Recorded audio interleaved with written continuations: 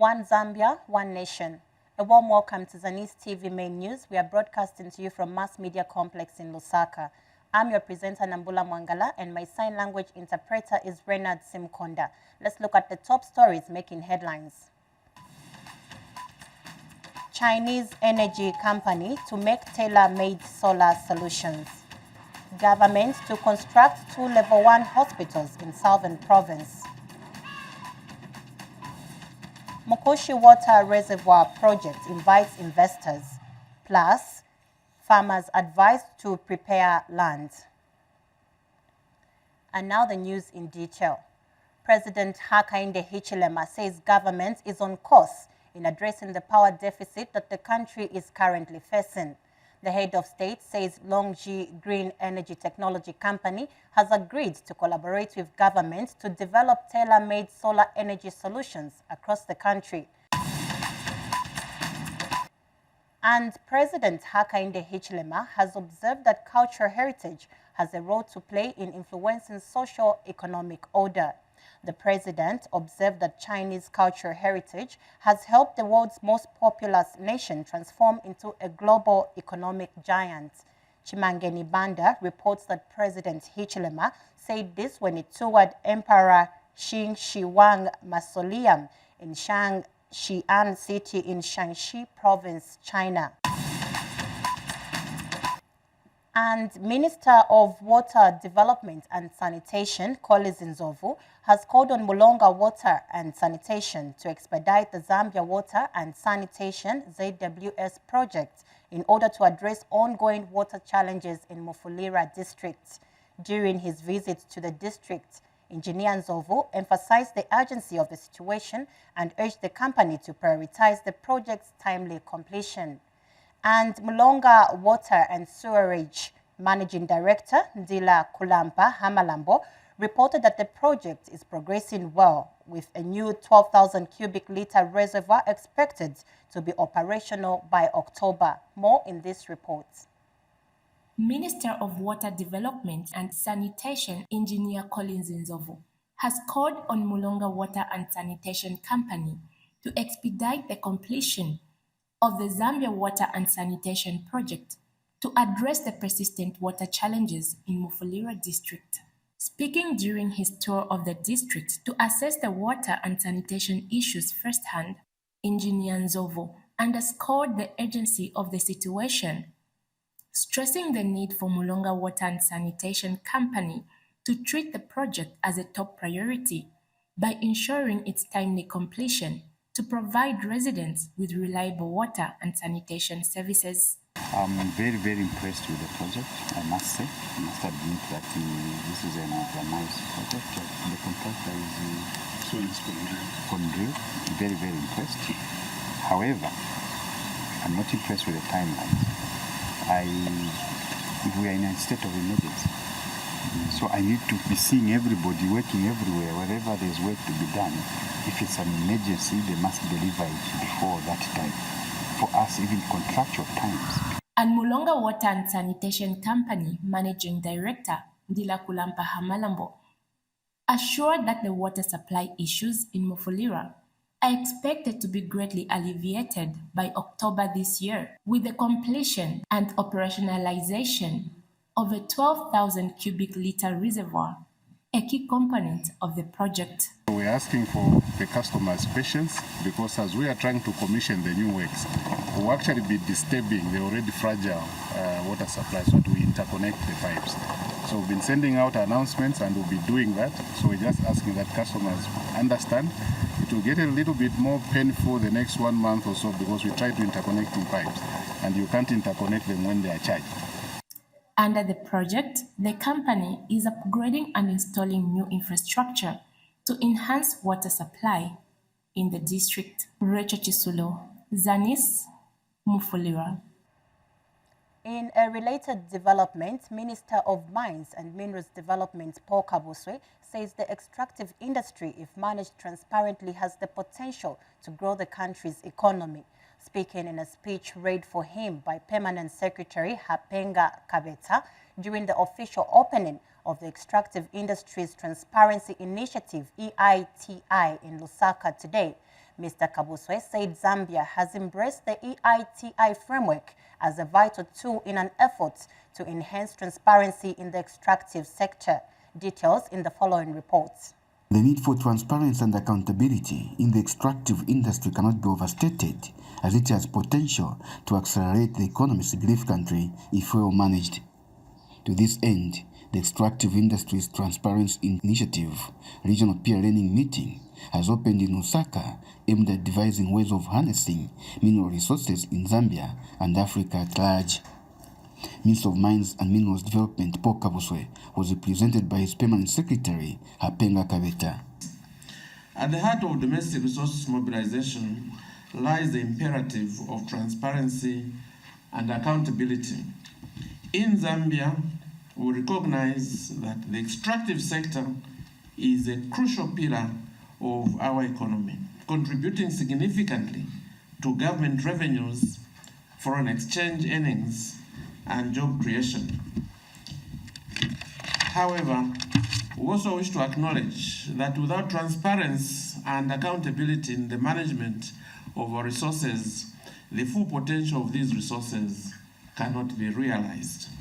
Zambia has embraced the EITI framework as a vital tool in our efforts to enhance transparency by ensuring that all payments and revenues related to the extractive industries are disclosed and scrutinized.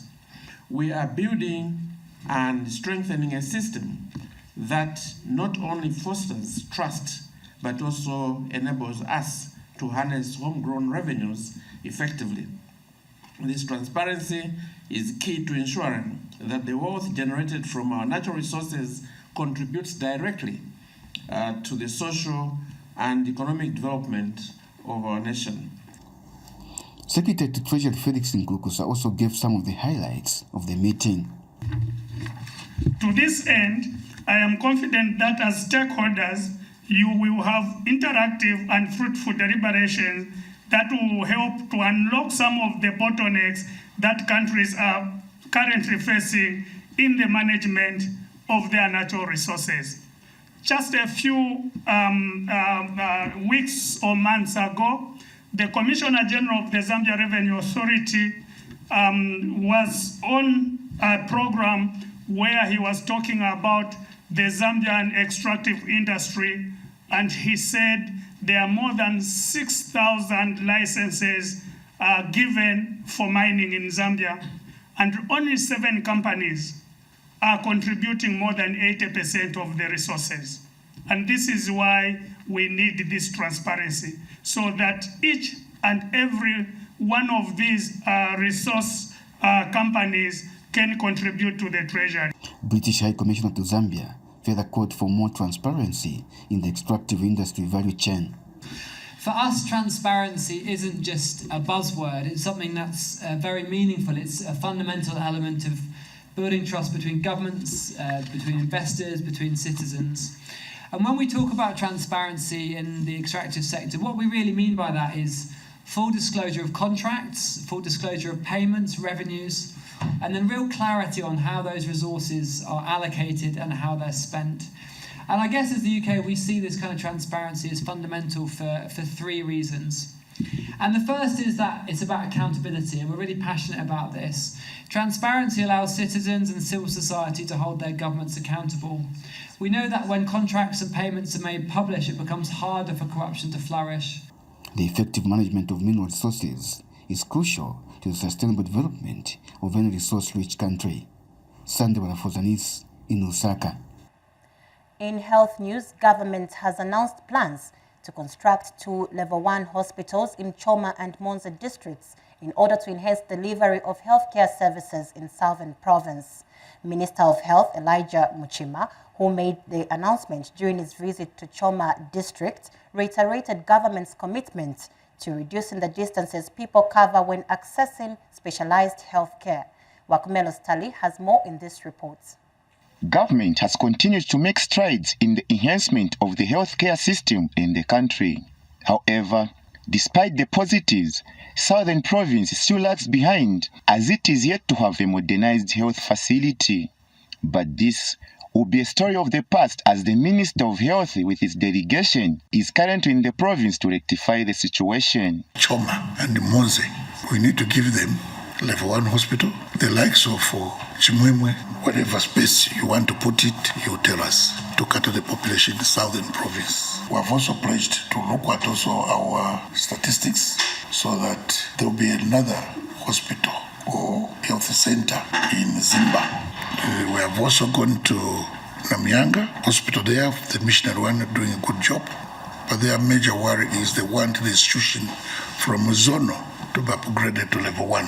And we have discussed, my colleagues, we are looking into that so that that hospital can be upgraded. And Southern Province Administration is ready to offer full support to the projects to ensure they are a success. We are so grateful for all that insightful information. We are here to support in the implementation of your programs in the province. I know we have been working well with your staff here, the PhD, and all the DHDs across the province.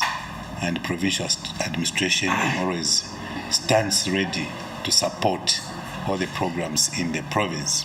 Meanwhile, Choma Member of Parliament Cornelius Mwetwa, who is also the government spokesperson, is elated with this development. We would like to thank you for this extension of good services coming out of the hand of President Hakainde Hichilema through the Ministry of Health, that the people of Choma can have a new hospital. As you know, with Choma turned provincial capital, the population of Choma has expanded. So a new health facility and its importance could not be overemphasized. Wakmelo Stali, reporting for ZANIS in Choma District, Southern Province. We take a break. Stay tuned for more news.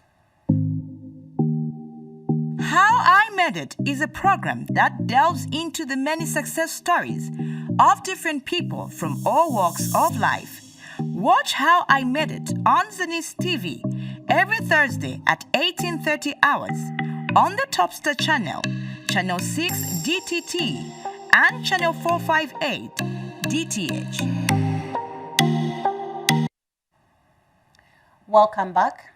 Central Province Minister Mwabashike Nkulukusa says the government is looking for a partner who will invest $24 million United States dollars in the Miloso Dam project in Mongu District in Central Province. Speaking when First National Bank and Indo-Zambia Bank officials paid a courtesy call on him in Kabwe, Mr. Nkulukusa said the banking sector should consider investing in intergenerational assets like the Miloso Dam in Mongu and Mwomboshi Dam in Chisamba District to support commercial agriculture.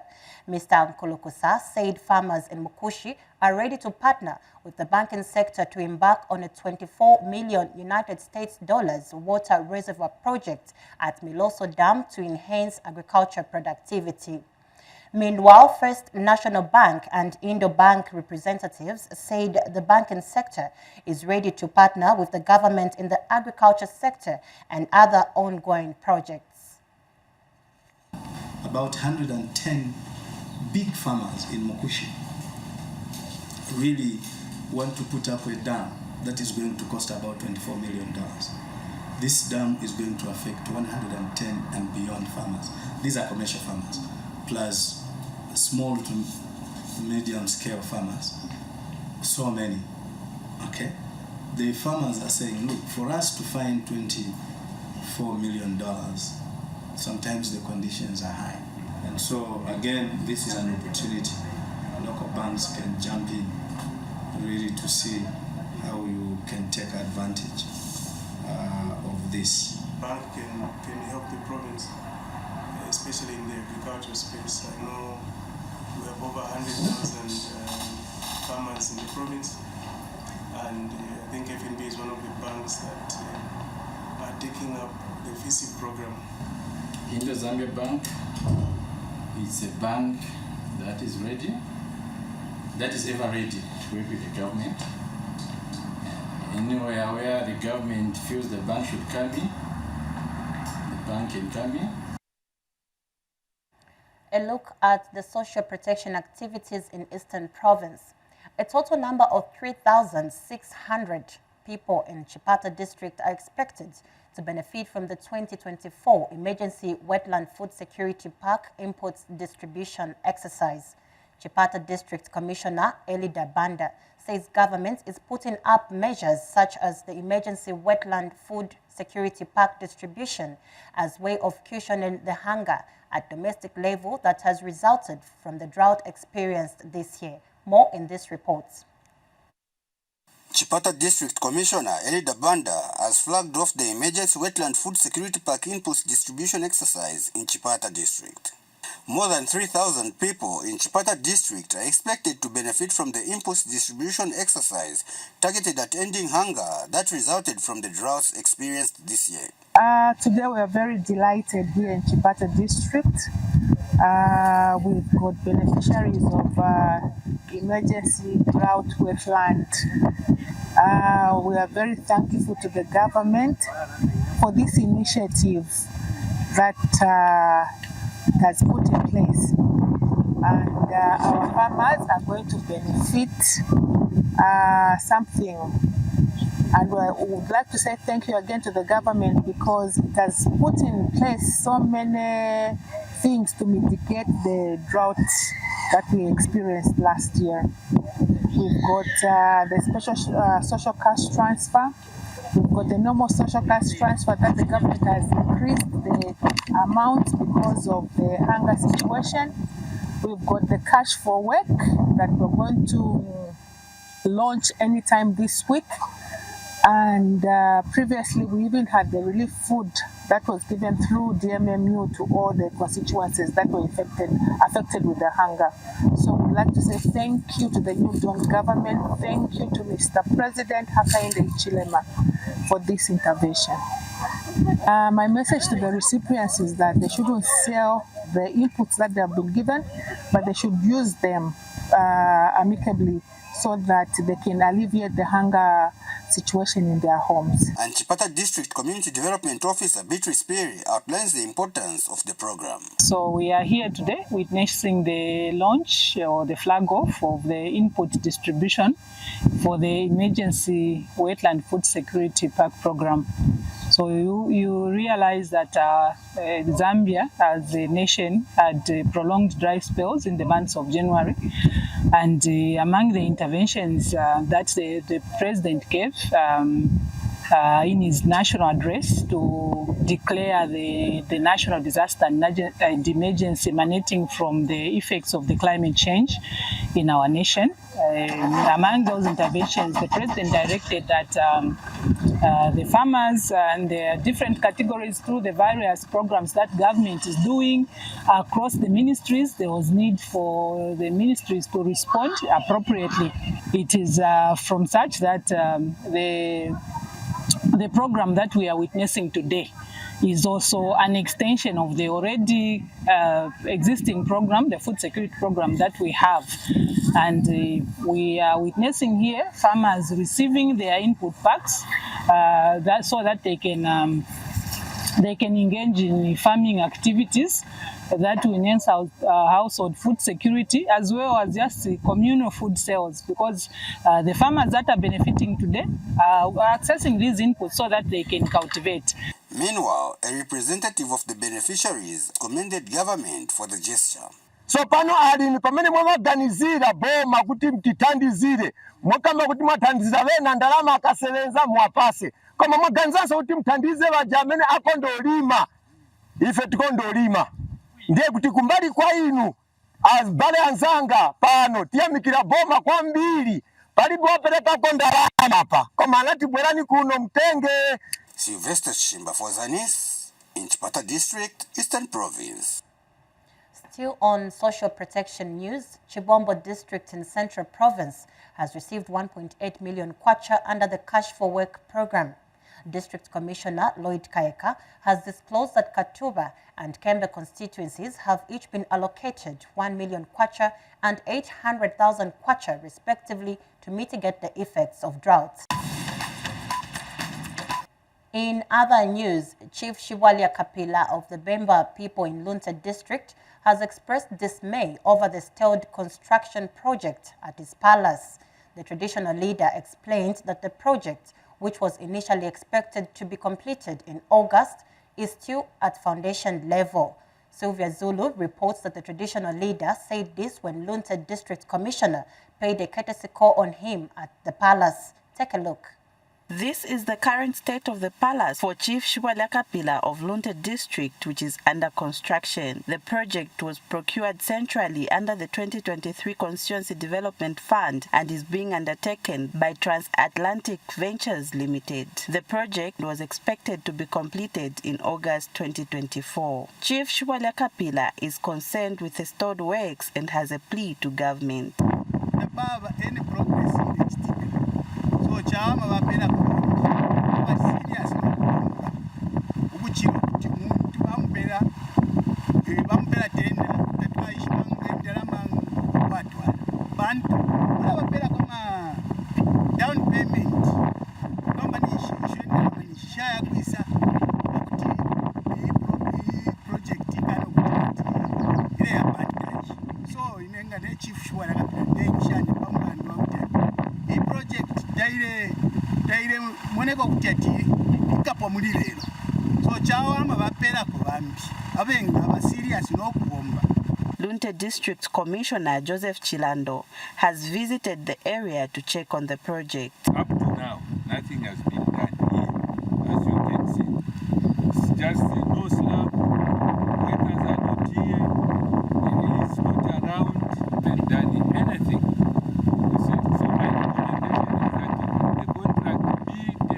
and even to a serious contractor. When contacted for a comment on phone, Transatlantic Ventures Director Kalombe Mulenga highlighted some of the challenges that have caused delay. Raining terribly. The terrain to collect the materials such as stones and sand was terrible. Then in the process also, we found ourselves where our tipper, the tippers we were using there, had a breakdown, and the parts for that tipper had to be imported. Within the next 2 to 3 months, we should be done. Reporting for ZANIS, Sylvia Zulu in Lun District. Also in the news, Biocarbon Partners Limited, BCP, has handed over 80 bicycles to 80 lead farmers in Mongu District of Western Province. The purpose of the bicycles is to allow easy movement among the various selected lead farmers mobilize agriculture extension services. Here is a report by Namakao Kayombo. 8 lead farmers in Nalikwanda constituency of Mongu District have each received bicycles worth 480,000 kwacha from Biocarbon Partners Limited after a 3-day training in climate-smart agriculture.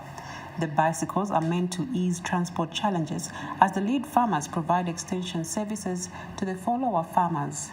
25 lead farmers are from Imalio, 30 from Liande, and 25 from Lukweta, all under Nalikwanda constituency. Mongu District Commissioner was guest of honor at the handover ceremony. They are not coming for free. BCP has spent money, 480,000 kwacha in total.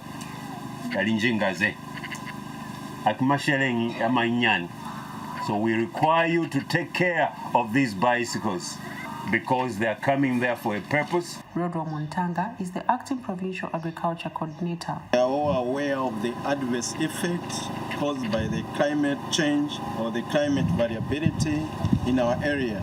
We therefore urge our farmers and our communities to preserve our forests and to practice smart agriculture. We urge our lead farmers therefore to take these and such opportunities seriously. Biocarbon Partners Limited Chief Operations Officer Mike Mailu appreciates government support. On behalf of all of us at BCP, express our gratitude and our thanks for the support we've received from the BRE, from the Injunas, from the Kitutis, and from the King. I'd like to as well recognize the support that GRZ gives us as well, starting with the Office of the DC, and I'm extremely pleased that you've been able to join the ceremony as well. Area Chief Mwanangumune Mwitumwa Mufaya is happy. Mungaka maina vina nibide Bitisabu itumero kumina obahoro. Nena ndateo Yomseo.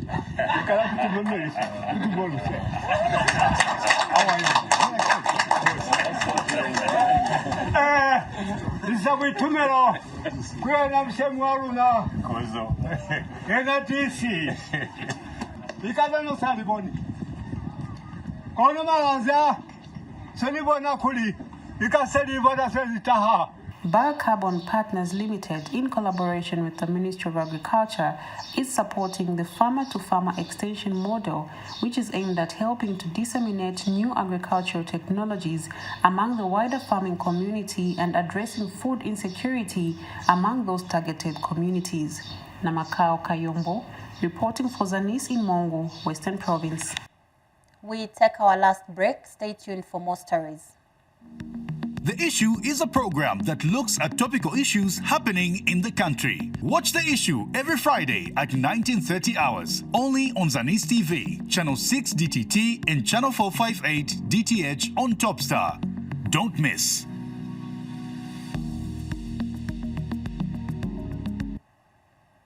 Welcome back. Now in business news, Barose Quick Joinery founder Dube Sishwashwa says his carpentry business is flourishing after investing over 100,000 kwacha sourced from the Constituency Development Fund, CDF.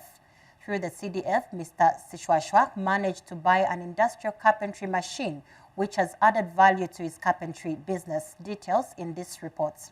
The prudent utilization of the Enhanced Constituency Development Fund, CDF, has continued impacting and transforming small and medium business enterprises across the country. Barose Quick Joinery is one such business venture whose carpentry services have been enhanced after receiving over 100,000 kwacha empowerment fund under CDF.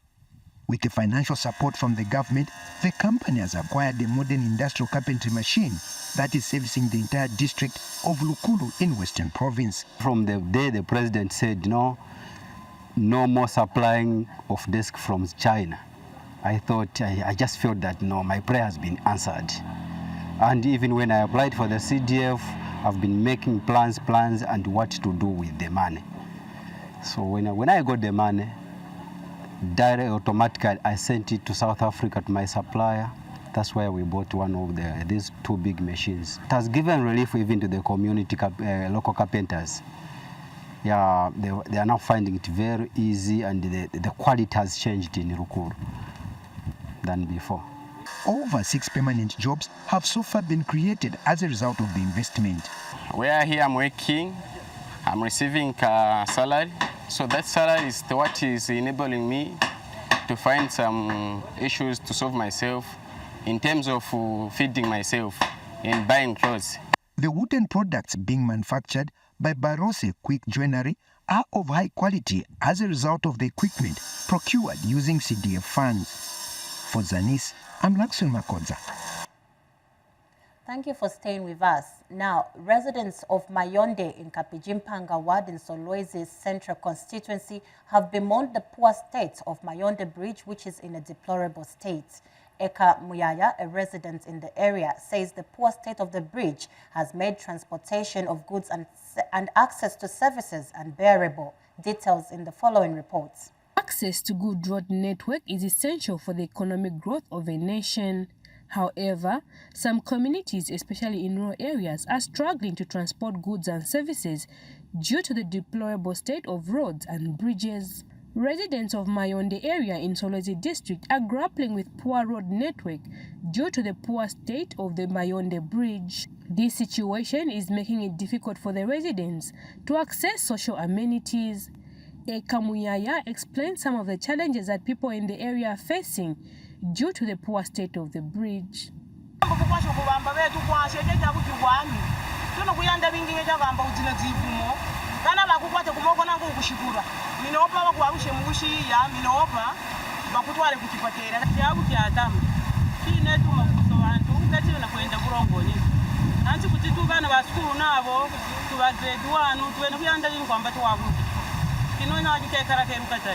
And Solwezi Central Member of Parliament, Stafford Mulusa, says government will soon rehabilitate the bridge to ease the transportation in the area. kusakuikara abantu pakukwa kwa mwaka nangu pakutendeka kwa mwaka next year musakumona vyere bisakuya papi kekupanga buriti wa rumburu mwe musakupitanga matraki yakatampe nangu matawa mwayusha kusakwanga tuwo waya akimeja kwamba buriti wetu kumutanda onale pomurusa yako kana kuva mwana. Chibibi Nyongani reporting for ZANIS in Solwezi District, Northwestern Province. In health news, Mpongwe Mission Hospital has received a container of assorted hospital equipment from North Wales, United Kingdom through the Mpongwe Mission Hospital project. Speaking during the handover ceremony, Mpongwe Mission Hospital project team leader Josephine Roberts says the equipment, which ranges from incubators to hypertension machines, are aimed at improving the maternity and neonatal healthcare services at the hospital. Details in the following reports. With a catchment area of about 144,000 people, Mpongwe Mission Hospital has had challenges with regards to vital equipment in the maternity and neonatal departments. However, the situation has changed for good as Mpongwe Mission Hospital project from the North Wales, United Kingdom have delivered a container carrying diverse hospital equipment to the hospital to cushion the deficit that the hospital was currently facing. I was born right here in this hospital, Mpongwe Hospital, and that's what made me think of coming back home to support our community. We knew we wanted this equipment to be here in Zambia, somehow, specifically to Mpongwe, although we didn't know how we were going to do it, but my heart knew that I needed it here. If it meant that it stayed in my garage, keep it for as long as we can until we get some funding, then that was going to be the case. Been collecting this equipment now for nearly 4 years. From there we had a lot of donations from the public, from the Zambian diaspora. So the latter of the funding came from the Mission Relief Group in London. We've got, I think there was 5 electric hospital beds. There was about 12 mattresses and 20 plus baby cots on trolleys, and a couple of them with heated units underneath. And there's like a premature baby unit as well with heat lamps and oxygen and gas connections on it. And there's also heart monitors, there's defibrillators. It's numerous equipment, as you can see with the container. This 40-foot container was full to the brim. Public Service Pensions Fund board chairperson has also donated mattresses and buckets of paint to ensure that the hospital is also facelifted. The public may be wondering why the PSPF has taken an interest in supporting Mpongwe Mission Hospital. The compelling reasons are several. There are many. If I may mention that this hospital serves 1,116 retirees from our fund. That's those who have retired. But those who haven't retired, it serves 2,223 members, active members. Chieftainess Lesa and Mpongwe Mission Hospital administration are elated with the gesture. I am happy that you have donated the equipment to the hospital. If we can have more good people like you, then the country would be a better place.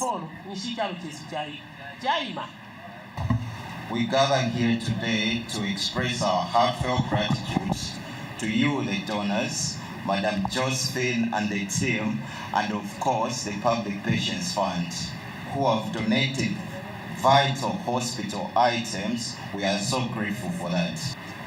These items would definitely improve service delivery and motivate staff members of this institution. Records shows that there are about 600 to 800 newborn babies being delivered at the hospital per quarter. Jacqueline Moba, ZANIS in Mpongwe. Finally, in agriculture news, The Conservation Farming Unit, CFU, has advised farmers to start land preparation in readiness for the 2024-2025 farming season. CFU Project Coordinator Oliver Candela says land preparation and mechanization is key to increase productivity for small-scale farmers. Kelvin Tembo gives us details in this report. Mechanizing small-scale farmers is key to improving their yields, especially in the advent of climate change. The Conservation Farming Unit is encouraging farmers through farm field days to encourage them on the need for early land preparation and mechanization to increase their yields. We can't drive this agenda of conservation agriculture without mechanization. We want to push this agenda of production and productivity. We need to embrace mechanization. Since for 2024-2025 season, the rains are around the corner. What are you doing as a smallholder farmer in preparing for this coming season? Land preparation is key. Start land preparation as early as possible. For the Ministry of Agriculture, it is putting in place measures to mechanize farmers. Many farmers practicing conservation farming have suffered significant crop loss due to prolonged dry spells. The government has also continued to support farmers through various interventions such as sustainable agriculture finance, and this will facilitate side-to-side with FISIP. Fertility is meant to cater for farmers not benefiting from the FISIP. Dr. Frank Kayula is Executive Director for the National Association for Small-Scale Holder Farmers. There are 5 components in it. Number 1, you can get a loan for irrigation. You can get a loan for those tractors and equipments you are seeing there. You will no longer just admire those things, but you can get them on loan. Number 3, you can get inputs from SAF. Number 4, you can get animals. It could be cows, cattle, it could be pigs. If you eat them or want to sell them, it could be chickens or goats. That make sure when you get these loans, you pay back. The farmers are keen to mechanize.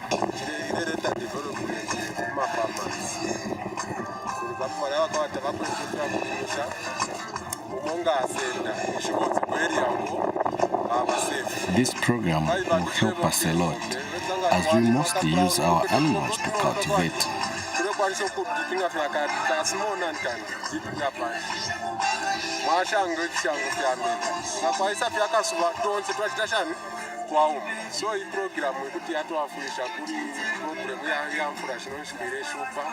Kelvin Tembo for ZANIS in Mongu District, Central Province. As we end the news, a recap of stories that made headlines. Chinese energy company to make tailor-made solar solutions. Government to construct 2 level 1 hospitals in Southern Province. Mokoshi Water Reservoir Project invites investors. Plus, farmers advised to prepare land. On behalf of my sign language interpreter, Renard Simkonda, and the entire news production crew, my name is Nambula Mwangala. Thank you for watching.